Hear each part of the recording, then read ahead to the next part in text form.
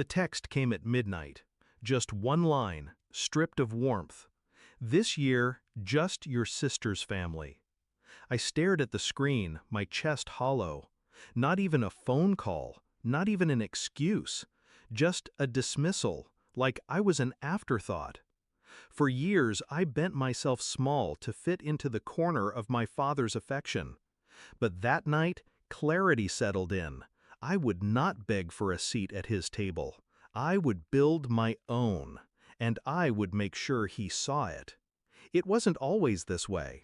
When Mom was still alive, Thanksgiving meant laughter that carried through the house, her cooking filling every corner.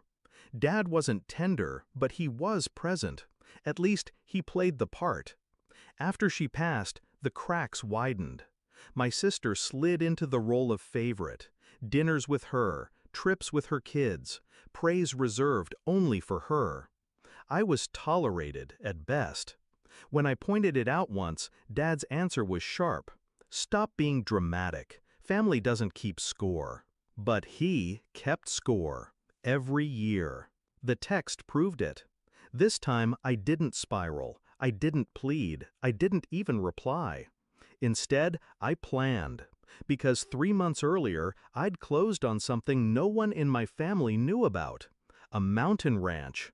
$5 million of land, glass, and stone, perched high above the pines, carved into the ridge like it had always belonged to me. I had worked in silence, built in silence, and now silence would become my sharpest weapon.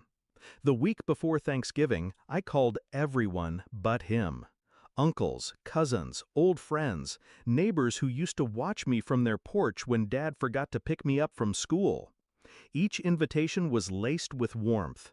Come eat with me. Bring the kids. You'll see. No one asked where. I wanted it to be a surprise.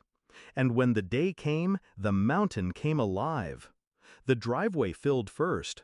Luxury SUVs, old beat-up trucks, a caravan of faces I hadn't seen in years. Then the sound, laughter echoing against the ridges, boots crunching on gravel, kids racing through the snow-dusted fields. Inside, the ranch glowed. High ceilings, fireplaces roaring, long tables groaning under the weight of food. A feast no one expected from me, the forgotten one. Every smile, every hug, every toast tasted like justice. I kept my phone on the counter, face down. It buzzed once, twice, then again. I ignored it, carving turkey while my cousin told me I'd outdone myself. But when dessert hit the table, I flipped the phone over. 21 missed calls. 6 from Dad. 15 from my sister.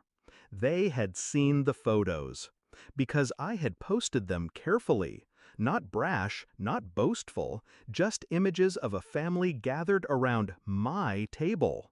Candles glowing, children's faces lit with joy, laughter frozen mid-frame. The kind of Thanksgiving my mother would have wanted. And at the center of it all, me. Not excluded, not forgotten, the host. The messages poured in after. From my sister, "Why would you do this without telling us?" From Dad, "Call me back now." I didn't. I waited until the night wound down, until every guest left full and smiling, until the ranch fell into silence again.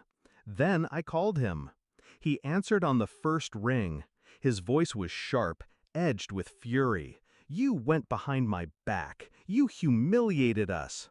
I let his words hang in the air, then cut them down with one sentence. "You told me not to come." I listened. Silence. Then, for the first time in years, his voice cracked. I didn't know you had something like this." That was the truth of it.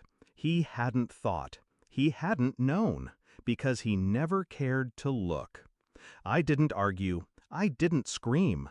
I simply said, "Enjoy your next Thanksgiving. Just your sister's family." And I hung up.